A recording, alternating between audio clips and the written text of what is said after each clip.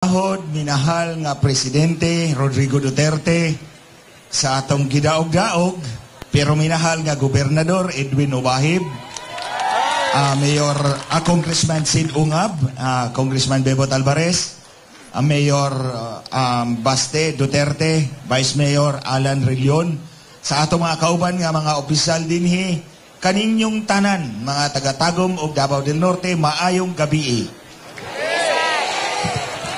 Nakadungog mo di atong taong ning singgit dito sa liwasang Bonifacio nga kung anaalang si Lisa Marcos sa akong atubangan na ako na nang gilaparo wala og tuo.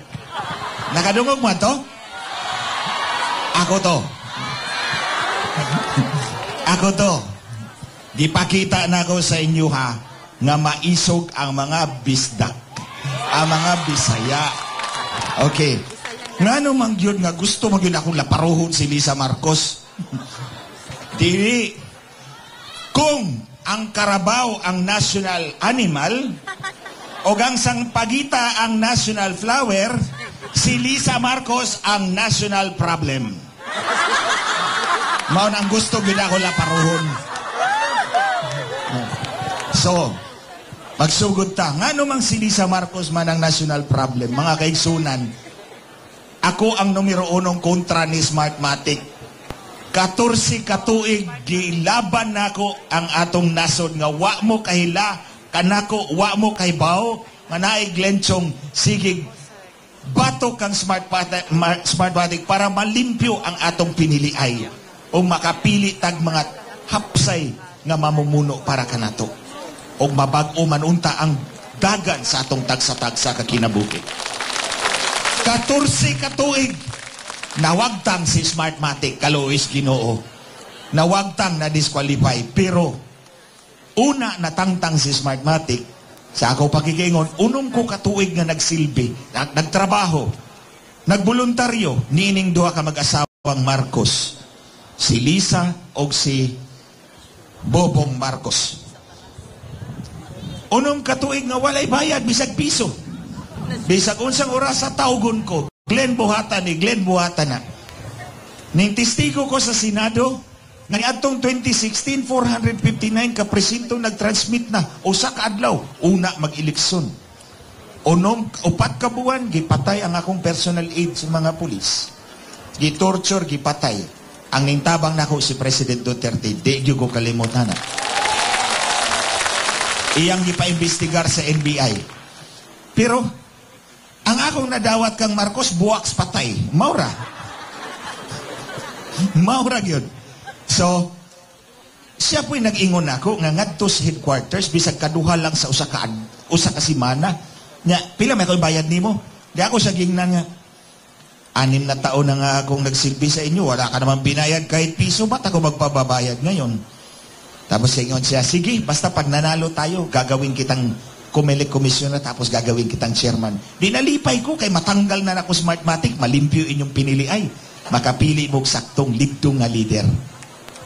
Sus, pagka Marso 2022, gibaligya naman ko sa kang Smartmatic. Nag-meeting ni Lisa, unya, may duha ka buok kauban niya, diri ko. Niingon, bitaw na siya, guys, I will meet the owners of Smartmatic. I need 2 technical guys with me. Kumbaga, bye. Mag-meeting ko ang tag-iya sa Smartmatic. Kinahanglan ko 2 ka technical guys. Humanlingi sa ko, agiduro pa ko. But not you, because they hate you so much. Kay bao na kung giputol na akong leo, gibutang na silver platter, gihalay kang Herodes.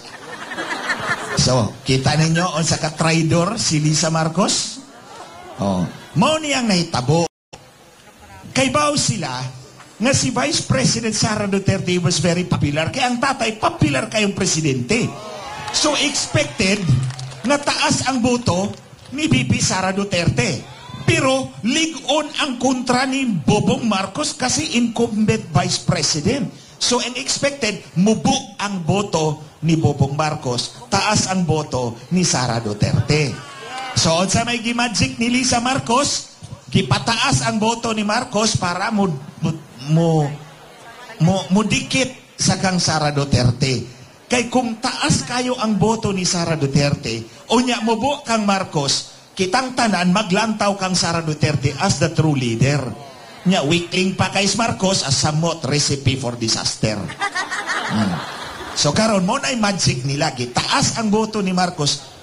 Wa may problema siguro kuning daog siya og tinunud-anay, pero ayaw dugangi imong boto. Kay kana panikas na. Og manikas gani ka sa boto, tikasan sa kaskatawhan mo. Bitaw nang wa matuman ng 20 pesos na bugas. Oh, di ba? Oh. So karon gipadaog pod sa Smartmatic iyang anak. Nya human, gikalimtan ako, gilabay nako sa basurahan. Wa na ko imbitara silang inauguration. Anyway, wa po niya tumana iyang saad. Wa po kuning apply. Kaya bawo naman kung gitraidoran nako. Nauna pa ko katraidor kontra kang Pastor Kibuloy, kang SMNI, kang Sara Duterte, o uban pa ako'y nauna. So, wa kuning apply. Human ila kong tagaan og posisyon, National Telecommunications Commissioner. Gidawat nako. Abi ninyong ano? Mubo na nga posisyon, pero gidawat nako kay gusto na ako dublihon inyong pre-data. Gusto na to na ako dublihon inyong pre-data. Akong brasuhon si Globe, si Smart, o si Dito. Huma, nakarealize sa mga tikasan nga, nganong si Glitchong man inyong gibutang din na sa NTC? Pag manikas ta mo agi sa election sa telco, ang data, makita ni Glitchong mabuking ta. Gibawi akong appointment. Human, gipapili na po ko. Gipapili na po kong posisyon. Iko nga, inyo na lang na, di na ko. Ngayon ko, sige, mamili mo.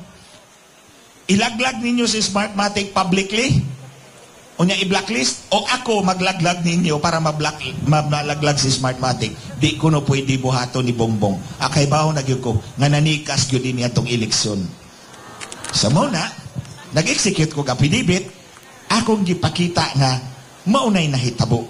So, karon, mga kaigsunan, ang tinuod nga leader, pinakataas nga leader, nga tinuod nga gipili, properly, legitimately, correctly, si Sara Duterte. Dili si Marcos Jr. Dili gyud si Marcos Jr. Mubarog ko, pinaninindigan ko ang sinasabi ko. Hindi si Marcos legitimately elected dahil sa improper meeting, illegal meeting nila ni Lisa Marcos at ang owner ng Smartmatic. Sinong nagsabi? Si Lisa Marcos. Another issue, dito sa West Philippine Sea. Sa panahon ni President Duterte, wa man na i-water cannon atong Coast Guard ships, di ba? Wa may nasamdan nga tripulante sa atong Coast Guard.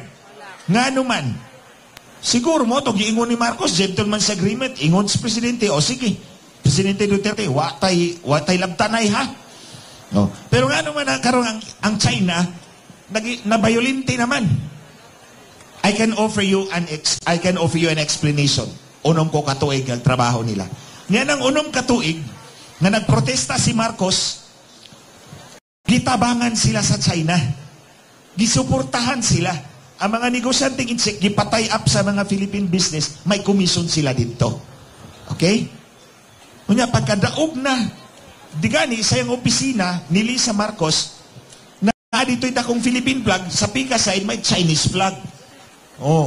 So, karon ning daog na, ning luhod si Marcos dito sa mga Amerikano. Nga naman, kada buwan mag-dinner mi dito silang balay. Muingon ginas Marcos, ang mga Amerikano ang nagtanggal sa akong amahan. So, sobra kayo ka-deep-seated ang iyang insecurity sa mga Amerikano. Mo nang ning luhod siya dayon dito. Siyempre, nasuko ang China. Wag yung kay utang buot kang kuting ka. Wag yung kay utang buot. Wag yung kay, di ka kay bawa mo sukli sa kaayo o kabubuton. So, mo nasuko ang China. Mo na nagpersonalan. So, kining tanan, ang nagbani obra dani, si Lisa Marcos, mo bitaw na ko, siya ang national problem. Unsaon taman, ang iyang presidente, ang kanang naglingkod ron, di magkumutawag ni Marcos na presidente, ang naglingkod ron des opisina sa presidente sa Pilipinas, istatwa raman na, manikin rana, o di kaya masitira, flower pot.